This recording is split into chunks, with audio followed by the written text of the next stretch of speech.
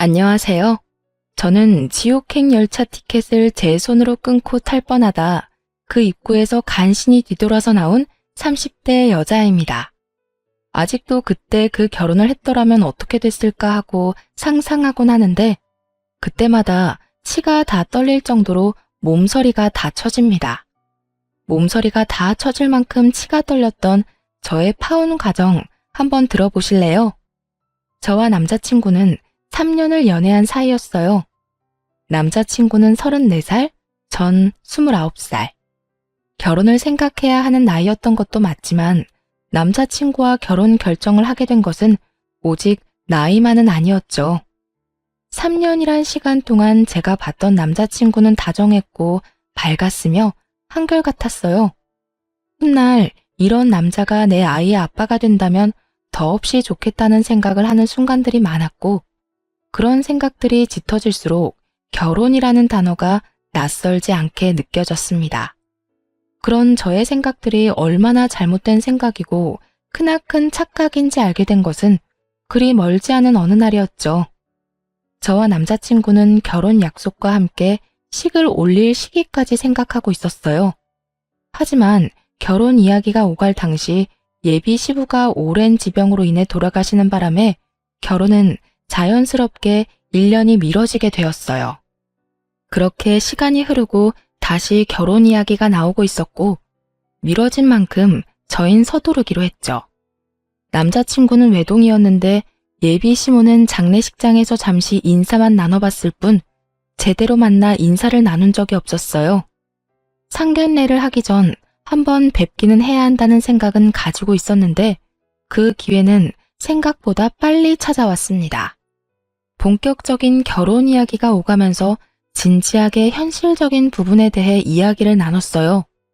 그간 두루뭉술하게 이야기를 나눈 적은 있었지만 이토록 하나부터 열까지 각 잡고 이야기를 나눠본 것은 처음이라 묘한 긴장감이 다 들더군요. 그렇게 시작된 이야기는 가장 중요한 집부터 시작됐어요.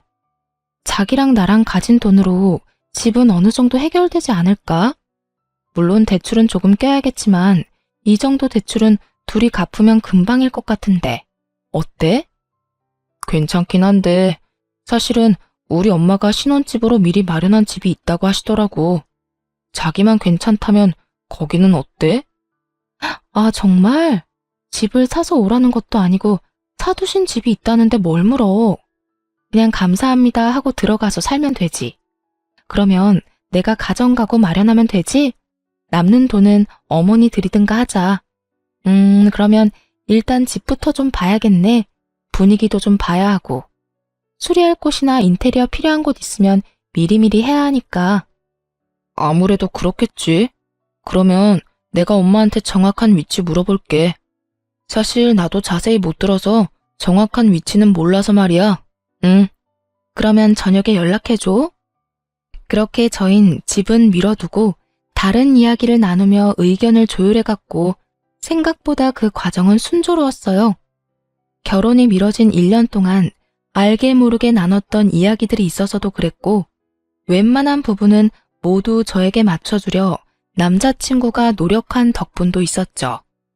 만족스러운 대화를 끝내고 집으로 돌아와 있으니 남자친구에게 연락이 왔고 돌아오는 주말에 예비 시모와 함께 집을 보러 가자더군요.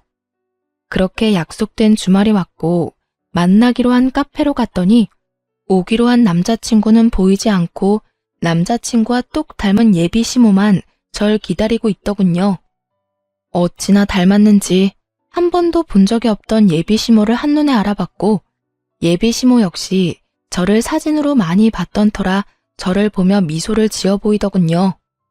그렇게 저흰 헤매는 일 없이 서로를 마주하게 되었고 남자친구도 없이 예비 시모와 본격적인 인사를 나누게 되었어요.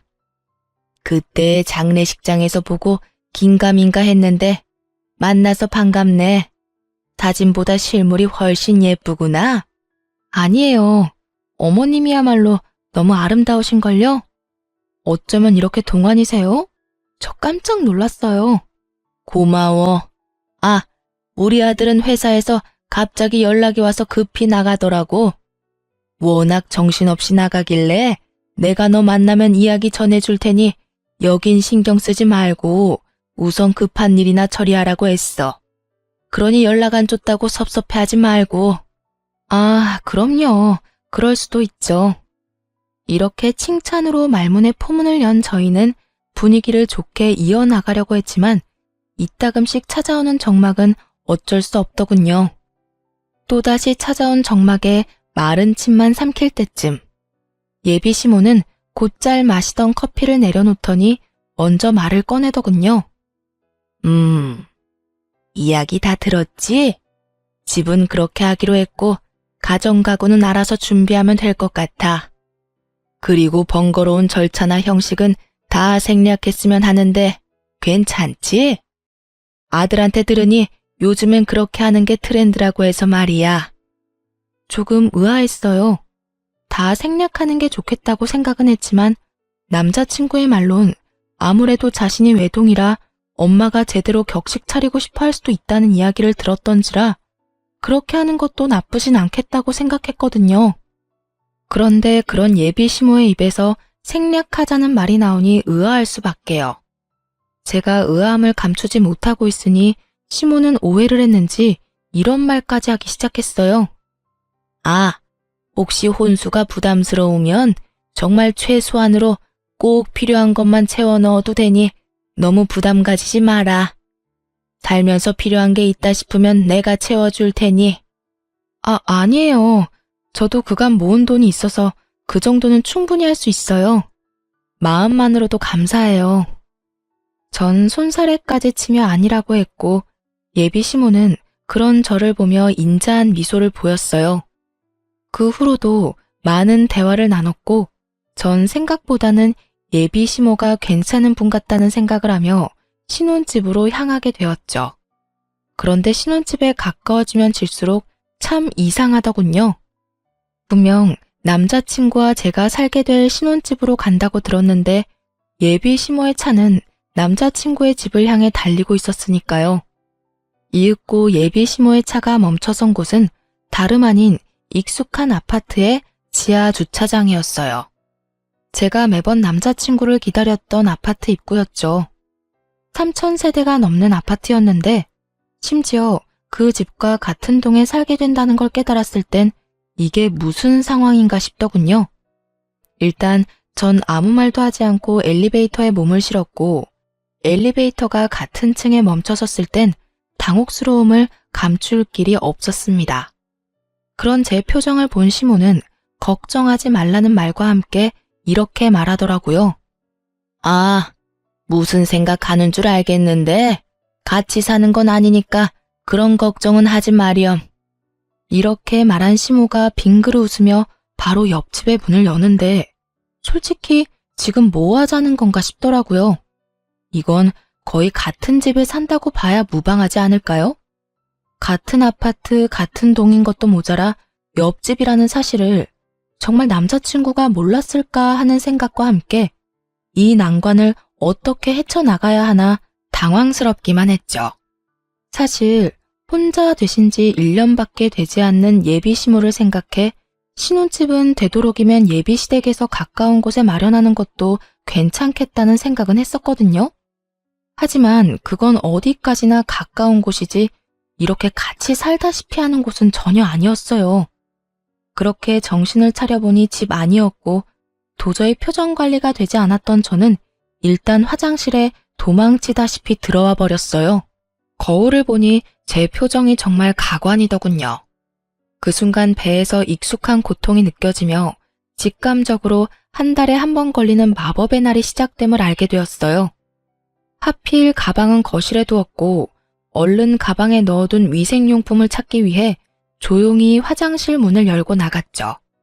거실 쪽 베란다에서 창밖을 바라보며 예비 시모가 통화를 하고 있더군요. 중요한 전화라 굳이 베란다에서 통화하나 보다 싶어 조용히 가방만 꺼내가려고 했는데 그 순간 아들이라는 단어를 듣고 저도 모르게 귀를 쫑긋 세우고 말았어요. 아들, 그렇지 않아도 집 보여주고 있어. 반응? 어쩌기는 뭘 어때? 내 생각대로 입이 찢어지게 좋아하고 있어. 뭐 집도 넓고 좋으니 자기가 안 좋아하고 배겨?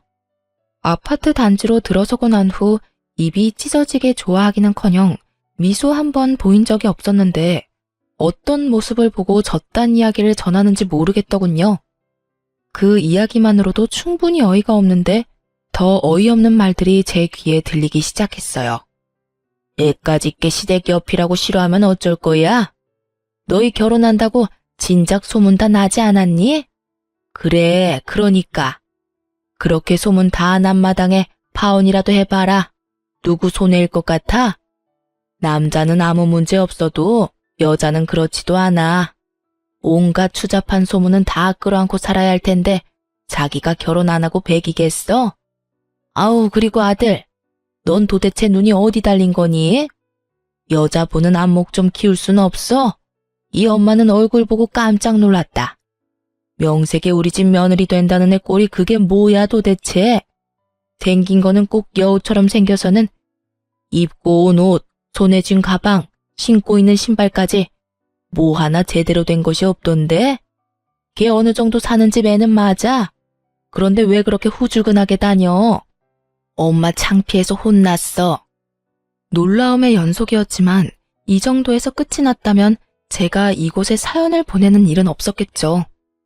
네, 예비 시모의 말은 이것이 끝이 아니었어요. 입이 제대로 풀린 시모는 가쁜 숨을 고르더니 또다시 한바탕 쏟아내기 시작하더군요. 네가 좋다고 하니 일단 결혼은 허락하는데 1, 2년 여기서 살다가 합가하겠다고 한 약속이 잊지 마라. 그때 되면 내가 무슨 이유를 갖다 붙여서라도 합가시킬 거니. 저의 꼴을 보아하니 훗날 태어날 우리 손주 교육이나 제대로 시키겠나 싶어서 그래. 그것뿐이겠니? 우리 손주도 자기처럼 없어 보이게 입히고 키울 거 아니야. 내가 그 꼴을 어떻게 보니? 그러니 너도 그런 줄 알고 그때 가서 군말할 생각도 하지 마. 일단 네 말대로 맨몸으로 와도 아무 상관없다는 식으로 말도 흘렸고 분위기도 좋게 만들어놨으니 결혼해서 저 물건 꽉 잡고 산다는 약속이나 지켜. 아, 그리고 내가 어떤 시집살이를 시키든 상관하지 않겠다는 약속도 잊지 마려무나. 그 약속 믿고 결혼 허락한 거니까. 휘몰아치는 말들을 들으며 전 어찌해야 할 바를 몰랐고 정신을 차려보니 예비 시모와 헤어지고 저의 집 제 방이더군요. 전 이해가 되지 않았어요. 제가 무슨 잘못을 했다고 저를 그리 미워하는 건지. 아니, 애초에 장례식장에서의 그 짧은 만남을 제외하곤 인사한 건 오늘이 처음이었는데 제 모든 것이 싫다고 할 만큼 미움받을 틈이 있었나 싶더군요. 전 곱씹고 또 곱씹어도 저에겐 어떤 잘못도 없었고 생각하고 또 생각해도 이건 아니라는 생각이 강하게 들었어요. 그렇게 한참을 생각에 잠겨 있는데 엄마가 조심스럽게 제 방으로 들어오더라고요. 걱정이 가득한 표정의 엄마. 당연했어요. 집을 보고 오겠다며 신나서 나간 딸이 넋이 나간 것도 모자라 잔뜩 굳은 표정으로 돌아왔으니 말이에요. 딸, 오늘 집 보고 온다더니 무슨 일이 있었던 거야?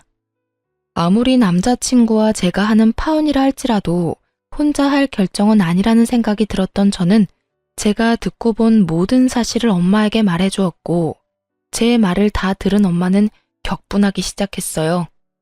아니 뭐 그런 집구석이 다 있어? 어떻게 된 집구석이면 결혼을 하기도 전에 남의 집 귀한 딸을 합가시킬 계획까지 세우고 있냐고. 뭐? 시집살이? 자기가 뭔데 내 딸한테 시집살이를 시켜? 그니까 나도 깜짝 놀랐어. 카페에서 이야기 나눌 때까지만 해도 전혀 그런 사람이 아니었거든? 그런데 남자친구랑 통화하면서 그런 말을 하는데 순간적이지만 같은 사람이 맞나 하는 생각까지 들었어. 그 애미의 그 아들이란 말이 이런 경우에 쓰는 말인가 보다. 자기 엄마가 그런 생각을 하면 뜯어말릴 생각을 해야지 한 가정의 가장이 되겠다는 놈이 좋아서 같이 짝짝꿍하는 꼴이라니. 너 이 결혼 안 할 거지? 아무리 생각해도 아닌 것 같아. 그래, 이혼보단 파혼이야. 요즘 세상의 파혼은 흠도 아니야. 동거하다 찢어지는 사람들도 수두룩인 세상에 파혼이 무슨 흠이나 되겠어? 알고 있어. 그런 걱정은 하지도 않았고. 그래. 아휴, 파혼할 때 하더라도 상견례 자리는 마련해. 그 뻔뻔한 여자 얼굴은 한번 봐야겠으니. 파혼까지 하는 마당에 굳이? 왜 그런 시간 낭비를 해야 해? 시간 낭비되지 않게 알찬 시간 보내고 올 거니까 넌 잔말 말고 자리나 마련해. 그 순간 엄마의 눈은 반짝이고 있었고 전 엄마의 말대로 상견례 약속까지 잡게 되었어요. 상견례 날이 다가오고 모든 사실을 전해들은 아빠가 역정을 내며 그 집구석 박살을 내버리겠다고 한바탕 난리가 났더랬죠. 딸바보 아빠가 제 앞에서 그렇게 화낸 걸 본 적이 없었는데 엄마의 눈빛에 다시 순한 양이 되어선 엄마와 저만 상견례 자리로 향하게 되었죠. 아빠가 참석하지 않은 사실을 당일에야 알게 된 예비 시모는 눈에 보일 정도로 인상을 찌푸리고 있었지만 그 온화한 말투는 잃지 않고 있더군요. 엄마는 예비 시모의 모든 말들을 건성으로 대답한 채 주문을 했고 주문을 마친 엄마는 준비한 말들을 쏟아내기 시작했어요. 애들 신혼집 이야기는 들었습니다만 제 생각엔 34평은 좀 작은 것 같네요. 그러지 말고 이렇게 하는 건 어떨까요? 저희도 놀고 있는 집이 한 채 있는데 그 집에서 애들 시작하게 하는 걸로요. 엄마는 손을 닦고 있던 물수건을 내려놓으며 말했고 시모는 당황한 듯 눈썹을 들썩이며 답을 하더군요. 예? 34평이면 둘이 살기엔 부족함이 없을 텐데요. 아니 평수는 떠나서 위치도 좋고 집값도 꽤 나가는 곳이라 미리 받아두면 애들 앞으로 사는데도 도움이 될 겁니다. 그러니 집은 원래 계획대로 하는 게 좋을 것 같네요. 그런 거라면 걱정하지 않으셔도 되는 게 저희가 가지고 있는 집도 가격은 만만치 않아서요. 위치가 어디쯤인가요? 아시죠? 땡땡동의 땡땡땡 아파트. 거기 50평대라 살기는 더 좋을 거예요. 위치가 더 좋은 건 물론이고요. 이 정도는 돼야 애들 앞날에 도움 정도는 되지 않을까요? 누가 봐도 제 말이 맞을 텐데요. 엄마는 작정을 한 듯 눈 한 번 피하지 않고 예비 시모의 말에 대응하고 나섰고 예비 시모는 이런 상황은 전혀 예상하지 못한 듯 차가운 물만 마시고 있더군요. 어느 아파트인지 들은 남자친구가 적잖게 당황한 듯 말까지 더듬기 시작했죠.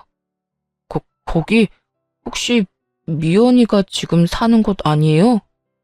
왜 아니야? 맞아. 내가 말한 노는 집이 사실은 우리 집 위층이야. 층간소음 때문에 고생 꽤 했었는데 윗집 이사 간다는 소식 듣고 그냥 사버렸거든. 와봤으니 알 테지만 전망도 좋고 교통편도 좋고 여러모로 지금 계획하고 있는 집보단 낫지 않겠어? 그래요. 엄마가 말한 빈집은 저희 집 위층으로 엄마의 말대로 꽤 긴 시간 층간소음으로 고생을 하고 있었는데 윗집이 나간다는 소식과 함께 그냥 그 집을 사버렸던 것이었습니다. 그 당시 집에 여윳돈이 있기도 했고 그땐 집값이 지금처럼 비싸진 않았던 터라 부담이 되긴 했어도 큰 고민 없이 내린 결정이었죠. 그 뒤론 세입자를 가려가며 받고 있었고요. 엄마의 말이 끝나자 남자친구는 다시 입을 다물어 버렸고 예비 시모는 목에 핏대까지 세우며 엄마에게 따지고 들더라고요. 그건 완전 처가살이와 마찬가지 아닌가요? 제 아들이 뭐가 모자라서 처가살이를 해야 하는 건가요? 왜 우리 귀한 외동아들이 처가살이를 해야 하냐고요?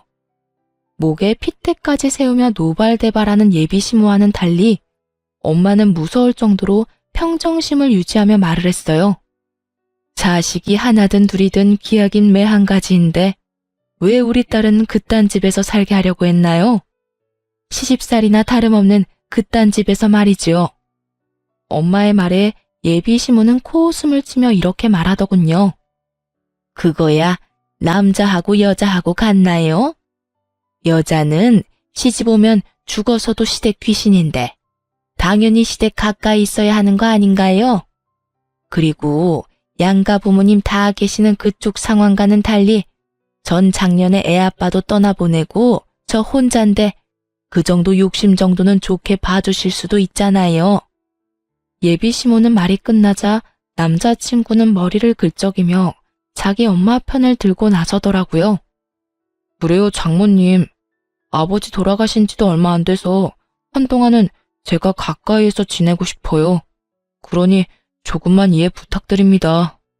제가 장모님 소중한 딸 귀히 여기고 아끼며 잘 살겠습니다. 귀히 여긴다는 말을 듣고 있는데 저도 모르게 피식 웃음이 터져나오고 말았어요. 귀히 여겨? 한동안? 너는 한동안이 한평생이야?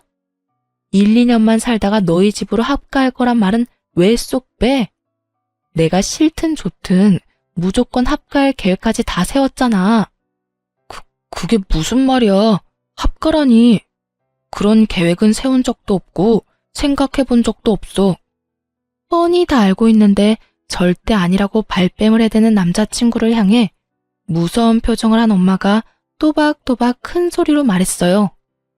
절대 아니라고 하니 우리가 말하는 집에 들어와서 살아도 상관없지. 사돈 될 집이나 남편 될 놈이나 하고 있는 꼴을 보니 내가 안 되겠다 싶어서 그래. 가진 건 쥐뿔도 없으면서 거치장 하는 데만 정신이 팔려서는 내가 딱 보아하니 지방 거덜내는 건 시간 문제일 것 같아서 그래. 아, 그리고 앞으로 태어날 손주도 걱정이지. 그딴 집에서 애 교육이나 똑바로 하겠어? 아무래도 걱정되어서 내가 옆에다 끼고 키워야지 원. 둘은 익숙한 말을 그대로 돌려받은 후에야 비로소 그때 제가 듣고 있었던 걸 눈치챘더라고요. 남자친구는 안절부절 못하고 제 눈치를 살피는 반면 시모는 붉어진 얼굴로 저를 쏘아보며 묻더군요. 다 들었던 거니? 네, 공교롭게도 다 들어버렸네요. 시집살이를 호되게 시킨다는 말까지 다 들어버렸는데 어쩌죠? 전 추후도 그 호되다는 시집살이를 당해줄 생각 따위는 없어서요.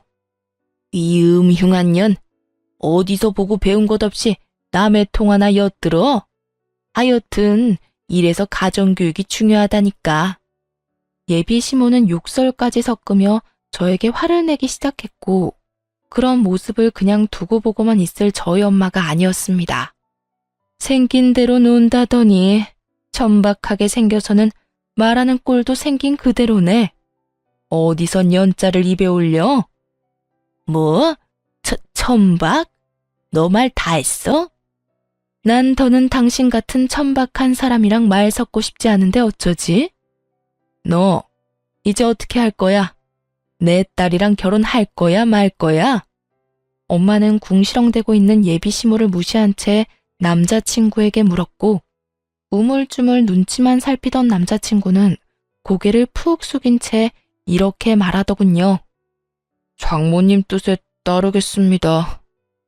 예상치 못한 답변에 예비 시모와 저는 놀라 남자친구를 바라보고 있는데 엄마는 이런 답을 예상했다는 듯 피식하고 웃어버리시더라고요. 놀란 것도 잠시 예비 시모는 남자친구를 붙잡고 닥달하기 시작했고 남자친구는 여전히 고개조차 들지 못하고 있었어요.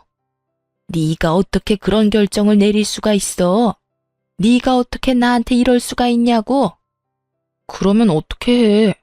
엄마한텐 미안하지만 나 미연이 정말 많이 사랑한다는 말이야. 이 결혼 꼭 하고 싶어. 그러니까 엄마가 이해 좀 해줘. 미안해. 상황은 흥미롭게 흘러갔고 엄마는 여전히 얼굴에 미소를 띠며 저에게 결정권을 넘겨주더군요. 미연아, 이제 네가 결정해. 네 남자친구는 자기 엄마를 등지는 한이 있어도 너랑 결혼은 하겠다는데 넌 어떻게 하고 싶어? 그제야 엄마의 알찬 시간을 보내게 해주겠다는 말이 이해가 되며 제 얼굴에도 미소가 걸리더군요. 전 엄마와 마찬가지로 얼굴에 미소를 띠며 주저없이 대답했어요. 파혼하고 싶어. 난 저 인간이랑 결혼할 생각 전혀 없어. 내가 미쳤어? 지옥길이 분명한데.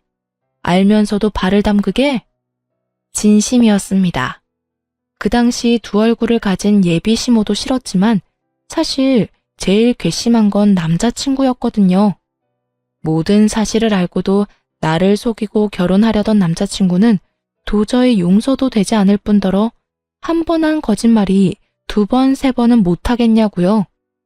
시집살이 시키려는 시모와 온갖 거짓말로 엄마 편만 들여는 남편의 모습이 뻔히 그려지는데 제 앞날을 알고도 파혼을 선택하지 않을 이유는 없더라고요.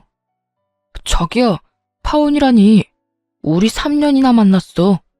그런데 이제 와서 이런 일로 무슨 파혼이야? 내가 자기 뜻대로 다 한다니까. 그러니까 제발 마음 한 번만 돌려줘. 야, 돌리긴 뭘 돌려? 이딴 년 나도 싫다. 감히 어디서 네가 뭔데 내 아들한테 파혼을 운운해? 내가 뭐긴 뭐예요? 이 파혼의 당사자죠. 그러니까 아줌마보단 내가 파혼을 입에 올리는 게 좀 더 당연한 일이 아닐까요? 그리고 아줌마, 나도 싫어요. 나도 아줌마같이 몰상식한 사람이 내 시어머님이 되는 거 죽기보다 끔찍하다고요. 뭐? 아줌마? 끔찍해? 너 지금 말 다 했니? 다 하진 않았는데 그만하려고요. 더 해봤자 뭐하나 싶고 더 해봤자 내 입만 아픈 일 아니겠어요?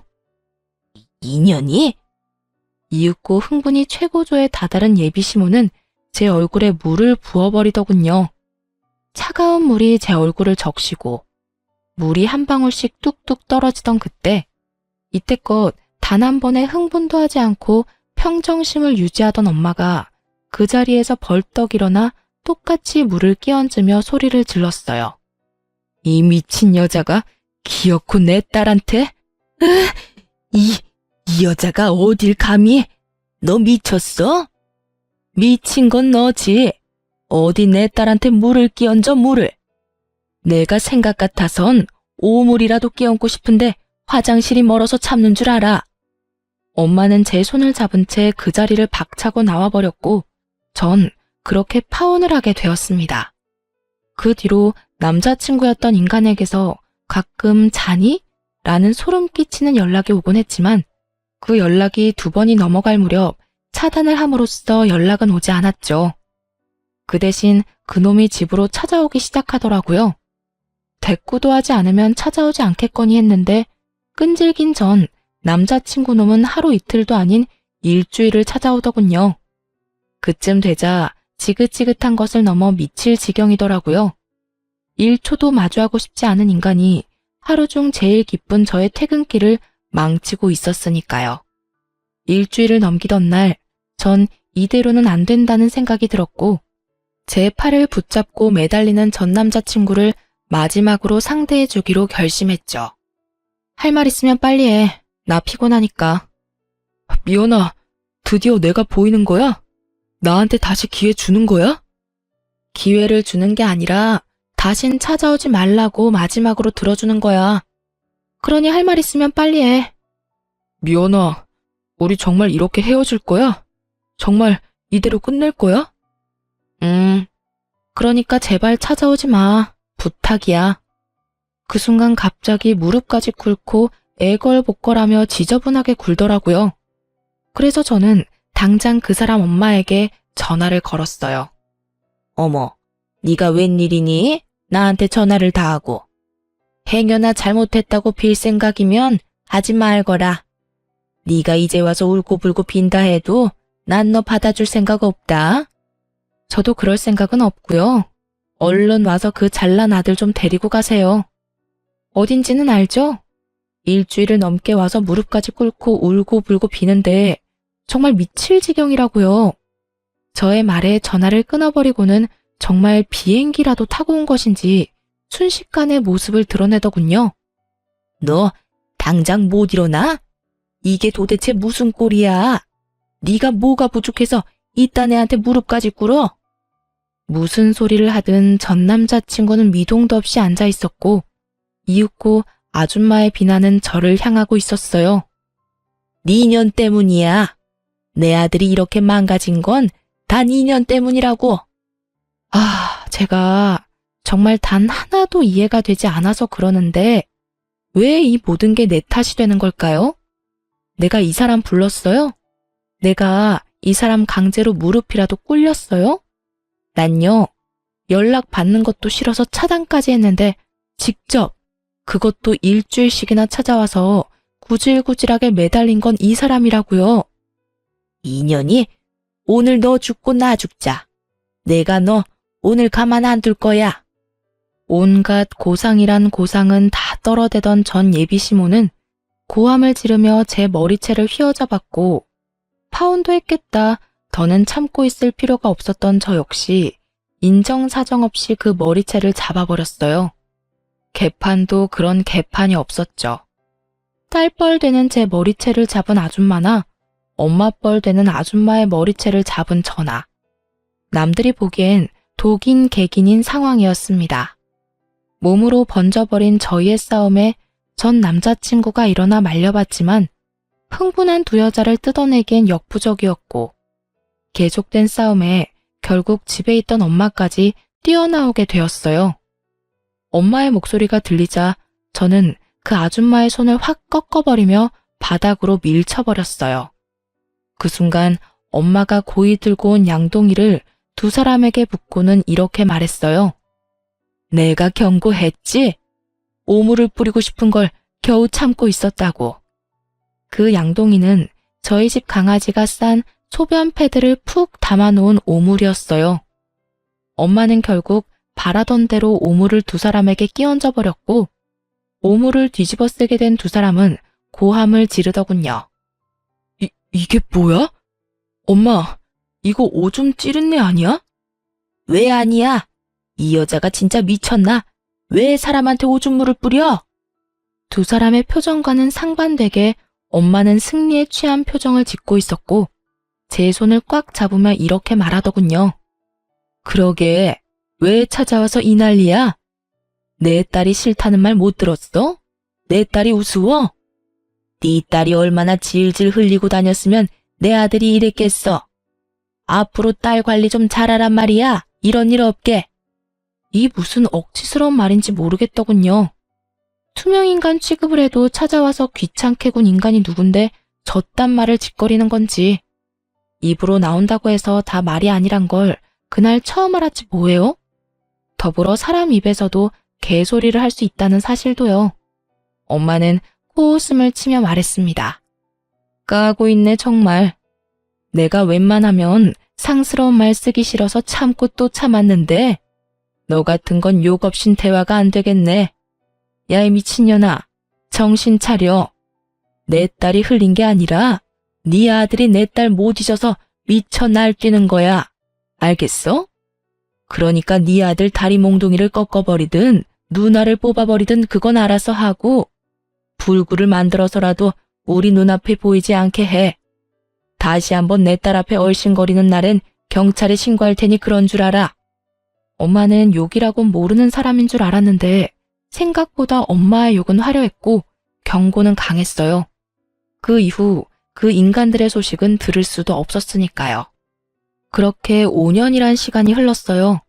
그동안 저는 좋은 사람을 만나 결혼도 하고 이제 300일이 되어가는 딸을 키우며 그 누구보다 행복하게 살아가고 있었어요.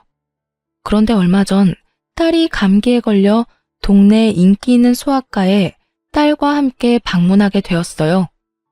진료를 기다리며 딸을 보고 있는데 소아과 문이 열리더니 익숙한 두 사람이 들어오더군요. 네, 맞습니다. 익숙한 두 사람은 5년 전 시모가 될 뻔했던 여자와 남편이 될 뻔했던 남자였어요. 두 사람은 100일이 갓 넘어 보이는 아기와 함께였는데 표정이 좋아 보이진 않더라고요.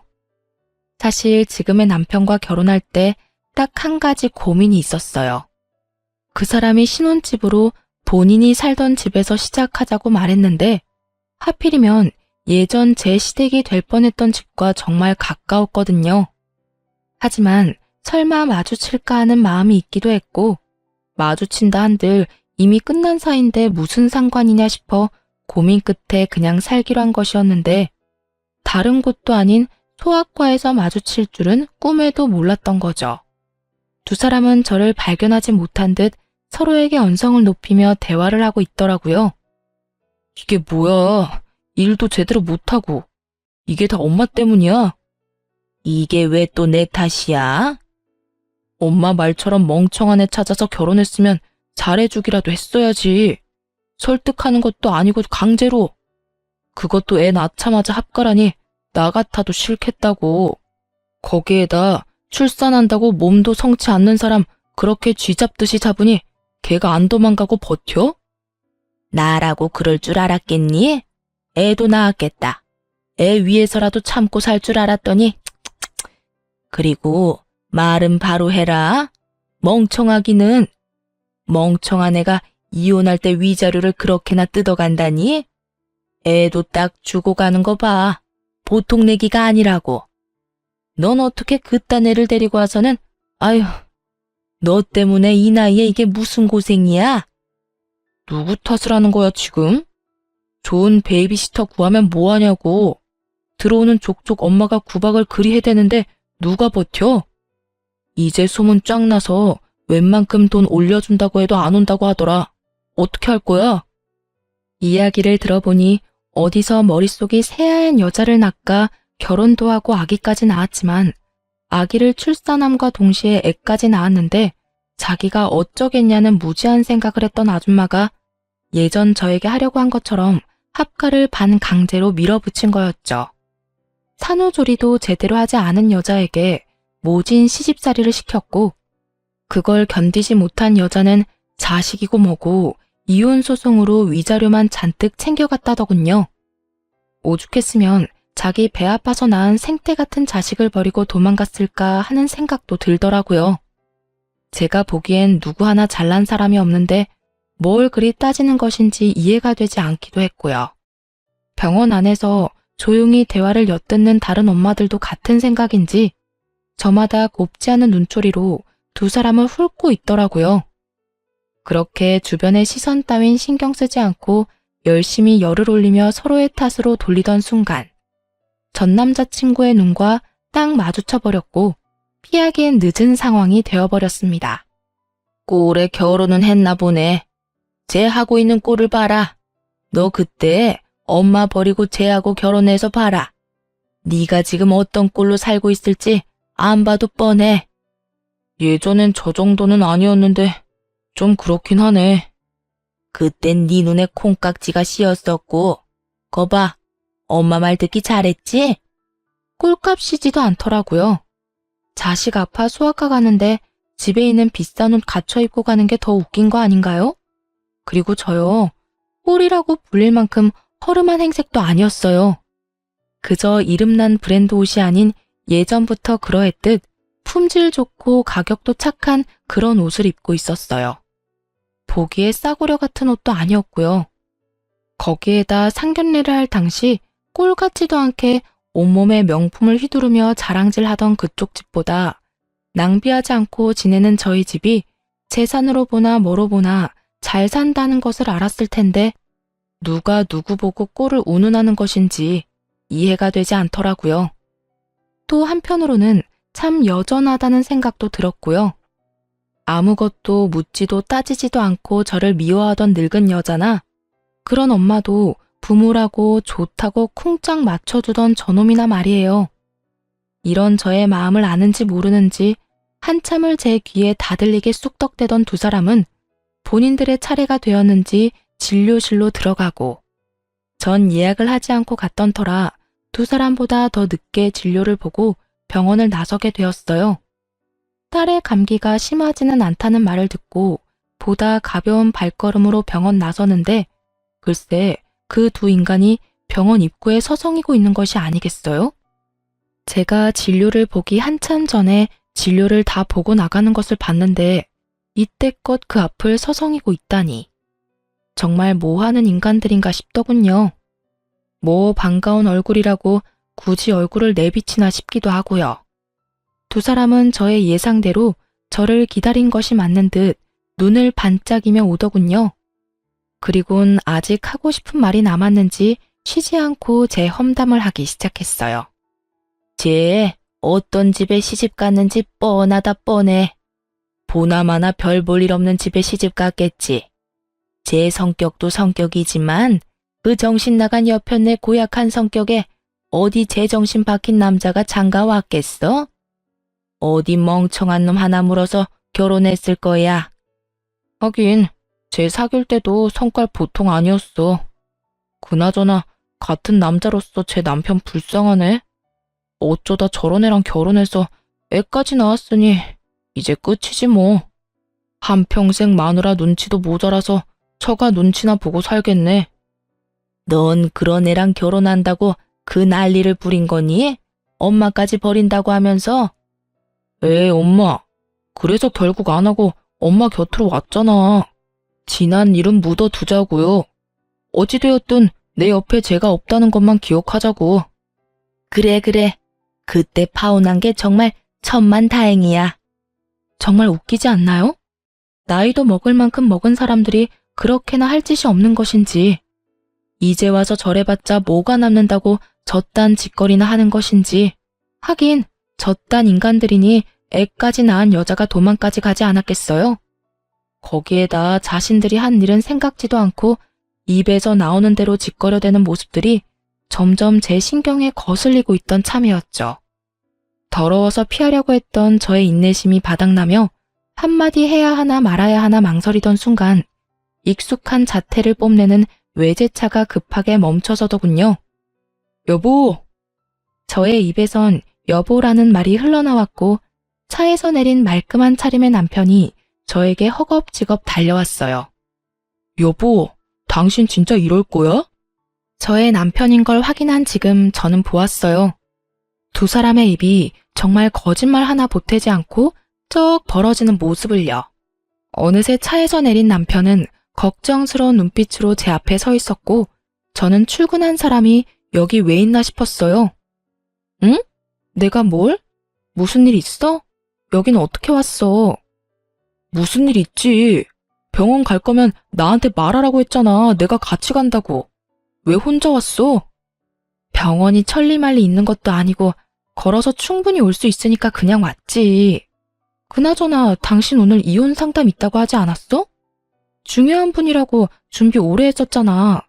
그건 어떻게 하고 여길 와? 지금 그깟 클라이언트가 중요해?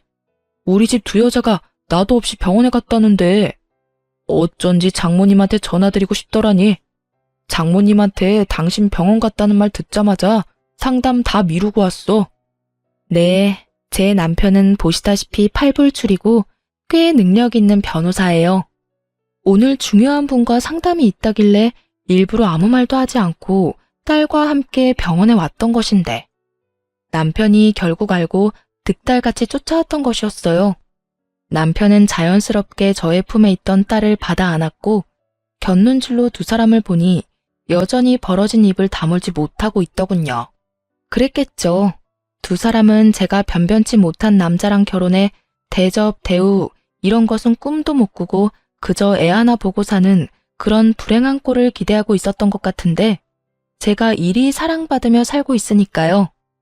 그 순간 귀히 대하겠다는 전 남자친구의 말이 왜 생각이 났는지는 모르겠지만 전 누가 보아도 귀히 대접을 받고 있었어요. 내가 이럴까봐 당신한테 말 안 한 거야. 다음부턴 절대 그러지 마. 병원 오는 게 뭐 힘든 일이라고 일까지 내팽개치고 와. 애 데리고 병원 오는 거 충분히 힘든 일이야. 그거 보통 일이 아니라고. 그러니까 내가 일도 내팽개치고 이렇게 달려오는 거 싫으면 다음부턴 미리미리 말해줘. 10분 전이라도 되니까 미리 말만 해. 괜히 혼자 애 데리고 고생하지 말고. 당신 출산하고 손목도 안 좋잖아. 그래서 걱정이 너무 돼서 그래.